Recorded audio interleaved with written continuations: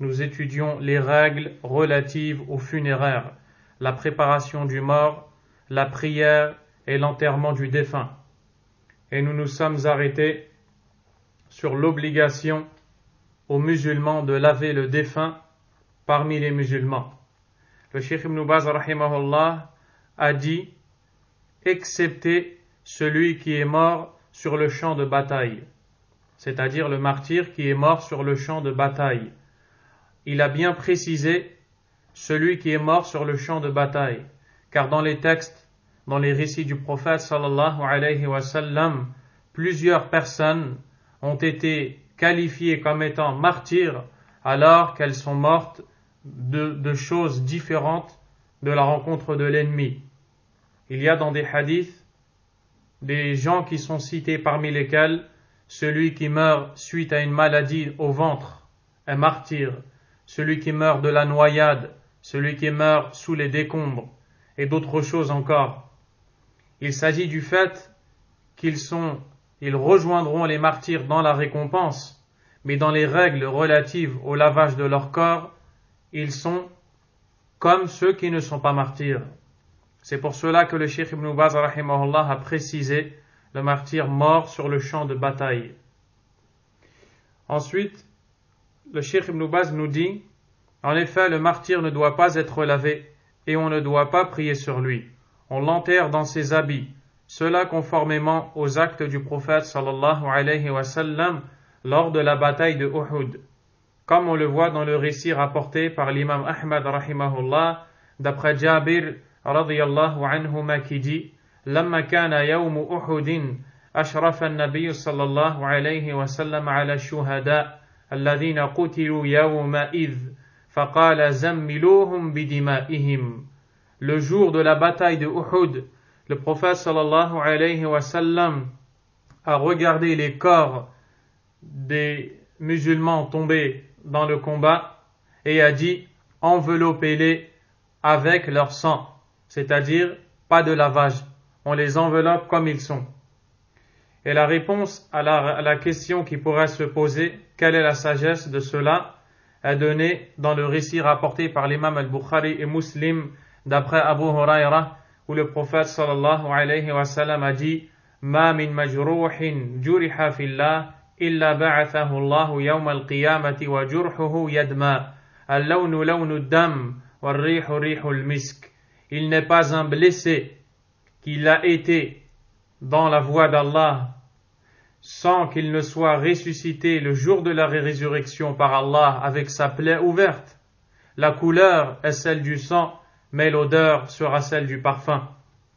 Et ceci est une récompense d'Allah tabaraka wa ta'ala.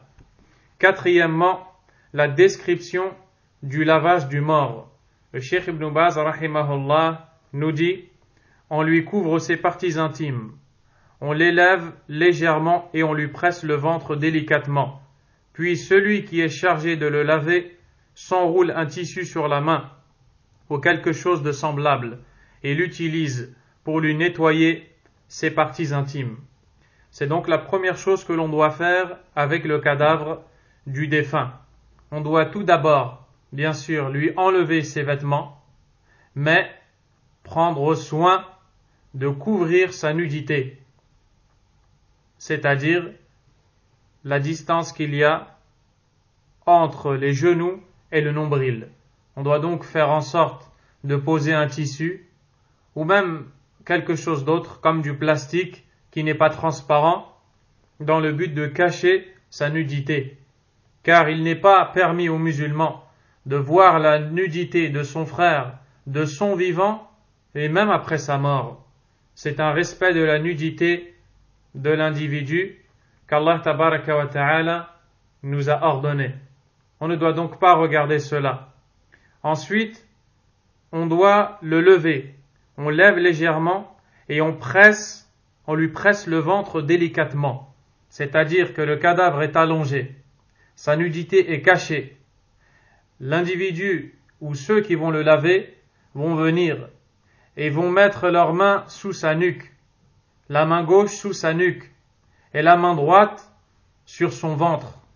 Ensuite, il va essayer de lever le corps quelque peu et compresser le ventre de façon douce et délicate. La sagesse de cela, c'est de faire extraire ce qui pourrait rester comme résidu dans sa poitrine, dans son ventre et même dans sa bouche, dans le but bien sûr de le nettoyer.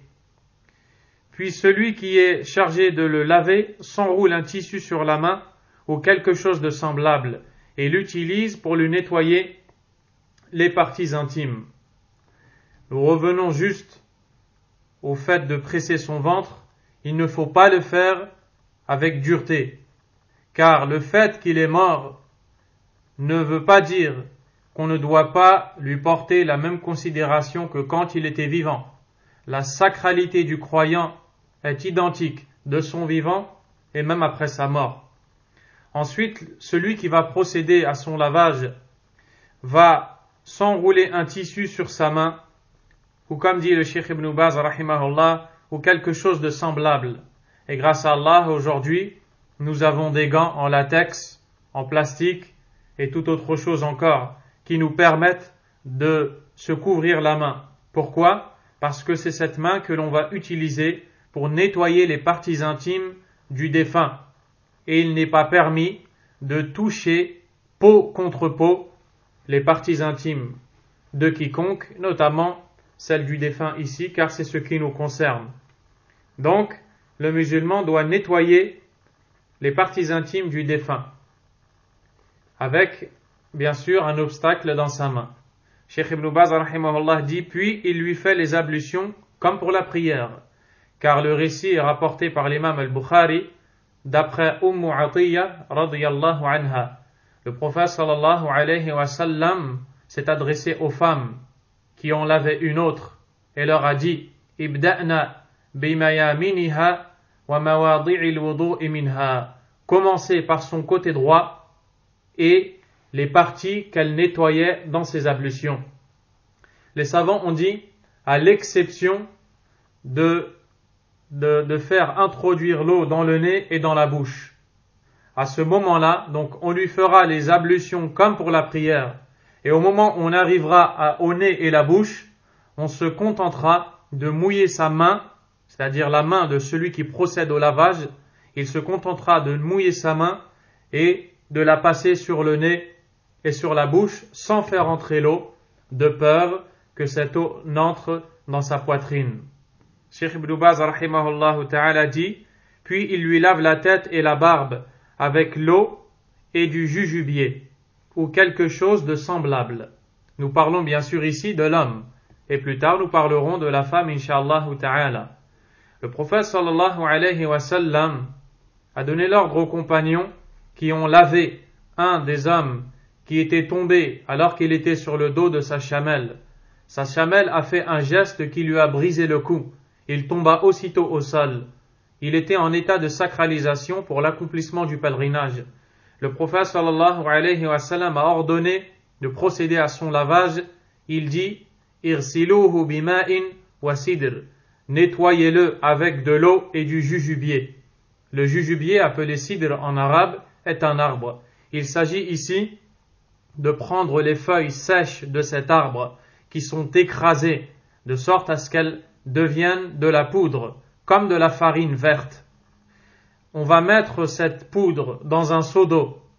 Ensuite, on va entrer notre main ou un bâton ou toute autre chose dans le but de faire remuer rapidement l'eau, ce qui va produire un effet qui va laisser flotter au-dessus de cette eau de la mousse.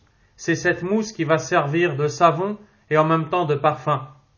Voyez que le Cheikh Ibn Baz, rahimahullah tabaraka wa ta'ala, a dit avec du jujubier ou quelque chose de semblable. Car bien sûr, tout le monde n'a pas la capacité ou la possibilité d'avoir en sa possession du jujubier. À ce moment-là, la personne pourra utiliser tout ce qui ressemble à cela, même du savon. S'il n'y a pas autre chose que cela, il n'y a pas de mal. Puis il lui lave la partie droite du corps, puis la partie gauche, et répète ainsi l'opération une deuxième fois, puis une troisième fois, en faisant passer à chaque fois sa main sur son ventre. Comme on l'a vu dans le récit où le prophète sallallahu alayhi wa sallam ordonne aux femmes de commencer le nettoyage de la femme défunte par le côté droit. Également, on doit le faire de façon impaire, c'est-à-dire qu'on le lave une fois, 3 fois, 5 fois et 7 fois et autant de fois qu'il y aura besoin de laver le corps en fonction des éventuelles impuretés qui pourraient être présentes sur ce dernier. L'essentiel, c'est de le faire d'un nombre impair, car le prophète sallallahu alayhi wa sallam a dit dans le même récit cité précédemment: Irsilnaha thalatha aw khamsa aw akthara min dhalika in ra'aytunna dhalik. Lavez-la à 3 reprises ou alors 5 et même plus si vous estimez qu'il est bon de le faire. Le Cheikh Ibn Baz rahimahullah ta'ala a dit qu'il faut faire passer à chaque fois sa main sur son ventre, comme nous l'avons dit. Il dit, s'il en sort quelque chose, il le lave et bouche les orifices naturels avec du coton ou autre. C'est-à-dire que si, pendant que on procède au lavage du défunt, des excréments ou toute autre impureté sortent des orifices, que ce soit les orifices, les voies naturelles, avant ou arrière, il faudra alors boucher ces orifices avec du coton ou ce qui est semblable. Cheikh nous dit, s'il ne tient pas, on utilise de l'argile ou tout autre moyen médical moderne, tel un pansement adhésif ou autre. Pourquoi l'argile? Car l'argile est quelque chose de solide. C'est quelque chose qui solidifie et donc va boucher l'orifice. Ainsi, il empêchera toute impureté de sortir du corps, car le but est de purifier le corps et de le préparer à la rencontre d'Allah subhanahu wa ta'ala. Cheikh Ibn Baz dit, ensuite il lui refait ses ablutions. Si 3 fois il lui refait les ablutions, si 3 fois ne suffisent pas à le nettoyer, il le lave jusqu'à 5 ou 7 fois. Puis il l'essuie avec une serviette et lui parfume les aisselles et les membres sur lesquels il se prosternait, visage, mains, genoux, pieds. Mais s'il lui parfume tout le corps, c'est encore mieux. Il parfume également son linceul avec de l'encens. Cheikh Ibn Baz rahimahullah ta'ala nous enseigne qu'il faut faire les ablutions aux morts, les mêmes ablutions que l'on fait lorsque l'on va pratiquer ou appliquer la prière. Ensuite, après tout cela, on va procéder au séchage avec une serviette, et s'il n'y a pas de serviette, on peut le faire avec tout autre tissu et vêtements. Il faut également le parfumer, particulièrement les endroits qui sont susceptibles de laisser de mauvaises odeurs se dégager, tels que les aisselles, ce qu'on appelle en arabe al-marabin, ce sont les endroits dans le corps comme les aisselles et même derrière les genoux, les endroits où il peut y avoir des mauvaises odeurs qui se dégagent. Ensuite, on lui parfumera les membres qui se prosternaient au sol. On lui parfumera ainsi le front, le visage, les mains, les genoux, les pieds. Et on peut également lui parfumer l'ensemble du corps. Ceci a été rapporté de certains des Sahaba radiyallahu anhum, comme Anas ibn Malik radiyallahu anh, et aussi Abdullah ibn Umar ibn al-Khattab radiyallahu anhuma. Cheikh Ibn Baz rahimahullah ta'ala dit ensuite qu'il faut donc lui parfumer le linceul. Il nous dit, il parfume également son linceul avec de l'encens. Le linceul, c'est le tissu blanc que l'on va utiliser pour envelopper le défunt, et donc pour lui couvrir sa nudité. Mais d'une manière particulière, on va le parfumer si possible en brûlant de l'encens. Et l'encens, c'est ce qui ressemble à ce charbon que l'on va poser sur du feu ou sur une plaque chauffante, et suite à ça, la vapeur va se dégager, et cette vapeur va dégager une bonne odeur. Ensuite, on prendra le tissu et on le fera passer au-dessus de la vapeur qui se dégage, de la fumée qui se dégage, dans le but que le tissu s'imprègne de cette bonne odeur. Et c'est donc une bonne chose que d'agir ainsi. Et le prophète sallallahu alayhi wa sallam a dit إِذَا جَمَّرْتُمُ الْمَيِّتَ فَأَوْتِرُوا. Lorsque vous parfumez le linceul du défunt, faites-le de façon impaire. Faites-le de façon impaire. Cheikh Ibn Baz dit, si ses moustaches ou ses ongles sont trop longs, il les coupe. Il n'y a pas de mal s'il ne les coupe pas. Il ne lui brosse pas les cheveux, ni rase ses poils pubiens, et ni le circoncis, car rien ne prouve ses actes. Et donc, si celui qui lave le défunt estime que ses ongles sont trop longs, il n'y a pas de mal à lui couper. S'il estime que sa moustache est trop longue, il n'y a pas de mal à la désépaissir et reprendre un peu dans le but de purifier le défunt. Cheikh Ibn Baz rahimahullah ta'ala nous dit que il n'y a pas de mal s'il ne les coupe pas. Il ne lui brosse pas les cheveux, ni rase ses poils pubiens. Les poils pubiens, ce sont les poils qui poussent sur le pubis. Le pubis, c'est le bas du ventre, tout près des parties génitales. Cheikh Ibn Baz nous dit, quant à la femme, on lui noue les cheveux en 3 tresses qu'on lui met ensuite derrière la tête. Et ceci est une sunna. Dans le récit rapporté de Atiyya, dont nous avons lu une partie, elle nous dit وَمَشَطْنَاهَا ثَلَاثَةَ قُرُونَ. Elle nous dit que lorsqu'elles ont lavé Fatima radiyallahu ta'ala anha, ou alors une autre parmi les femmes des Sahaba radiyallahu ta'ala anha, qu'elles les ont peignées et qu'elles lui ont fait 3 tresses, 3 nattes qu'elles ont laissé tomber derrière le dos. Walhamdulillah. 5e, l'enveloppement du corps dans un linceul. Le linceul, c'est ce tissu blanc que l'on va utiliser pour envelopper le mort. Comment est-ce que l'on doit procéder? De la façon suivante. Il est préférable de l'envelopper dans 3 pièces de tissu blanc, dans lesquelles on l'enroule sans chemise ni turban, conformément au linceul dans lequel a été enveloppé le prophète sallallahu alayhi wa sallam. Par ailleurs, s'il porte une chemise et un pagne, puis est enveloppé dans un grand drap, il n'y a pas de mal. La 5e étape, c'est donc le fait de vêtir le mort, le défunt, du linceul. Le but étant de couvrir le mort et de le cacher.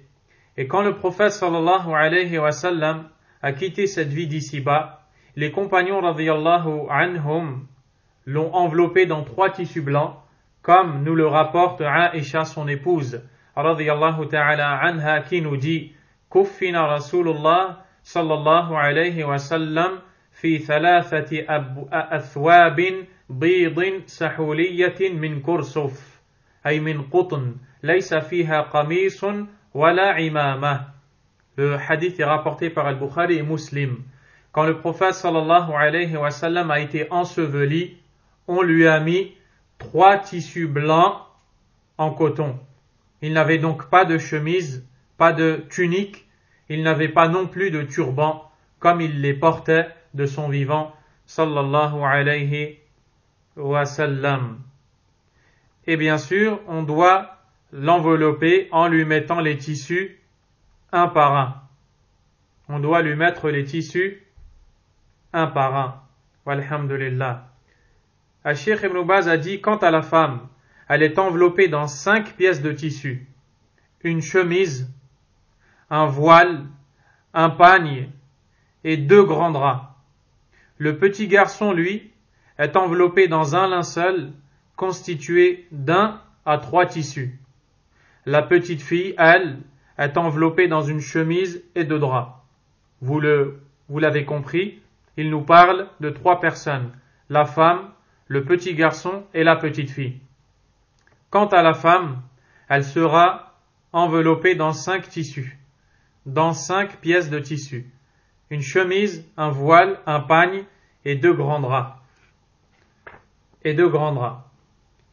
Et ceci, comme le dit le Cheikh Abdurrazzaq al-Badr, qu'Allah le récompense et le préserve lui ainsi que son père et ses proches, il nous dit que ceci, nous le faisons dans le but de couvrir la femme, car la femme doit être couverte de son vivant et même après sa mort.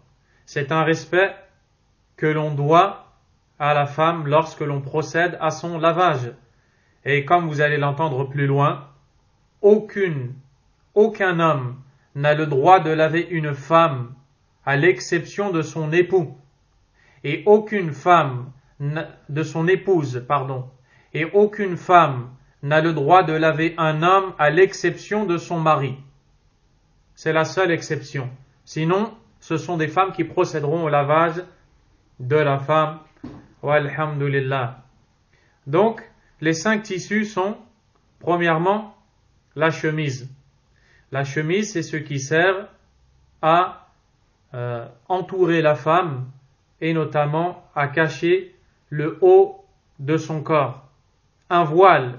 Le voile, c'est ce qui va servir à cacher et à couvrir donc sa tête et tout ce qui viendra autour. Un pagne et 2 grands draps dans le but de couvrir le reste du corps. Walhamdulillah.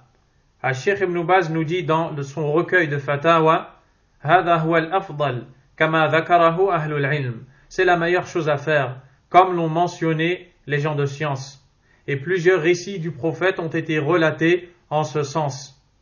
وإن كفنت في أقل من ذلك فلا بأس. Mais si il arrive que la femme défunte soit enveloppée dans un nombre inférieur de tissus que celui que l'on vient de citer, alors nul grief. Il n'y aura pas de mal. Et dans le récit de Layla bint Qanif al-Thaqafiyya, cette femme compagnon a dit radiyallahu anha, كنت في من غسل أم كلثوم بنت رسول الله صلى الله عليه وسلم عند وفاتها فكان أول ما أعطانا رسول الله صلى الله عليه وسلم الحقاء ثم الدرع ثم الخمار ثم الملحفة ثم أدرجت بعد في الثوب الآخر. قالت ورسول الله صلى الله عليه وسلم جالس عند الباب معه كفنها يناولناها ثوبا ثوبا. Le récit est rapporté par l'imam Ahmad rahimahullah. Cette femme nous explique qu'elle a assisté au lavage de Kulthum. Kulthum est la fille du prophète sallallahu alayhi wa sallam. Elle dit que le prophète sallallahu alayhi wa sallam leur a donné et elle a énuméré justement tous ces tissus dont nous venons de parler. La chemise, le voile, le pagne et ainsi que les 2 autres vêtements. Elle dit que le messager d'Allah sallallahu alayhi wa sallam était assis près de la porte car il ne pouvait pas entrer étant donné que c'est sa fille et nous n'avons le droit de laver que nos épouses en tant qu'hommes et les femmes n'ont le droit de laver que leurs époux en tant que femmes. Kulthum n'étant pas l'épouse du prophète sallallahu alayhi wa sallam mais plutôt sa fille, le prophète resta près de la porte sallallahu alayhi wa sallam et faisait passer les vêtements les uns après les autres aux femmes des compagnons pour qu'elles puissent procéder à son lavage. On continuera la prochaine fois incha'Allah ta'ala. Wallahu a'lam wa sallallahu wa sallam wa baraka ala nabiyyina Muhammad wa ala alihi wa ashabihi ajma'in. Subhanakallahumma wa bihamdik ashhadu an la ilaha illa ant astaghfiruka wa atubu ilayk.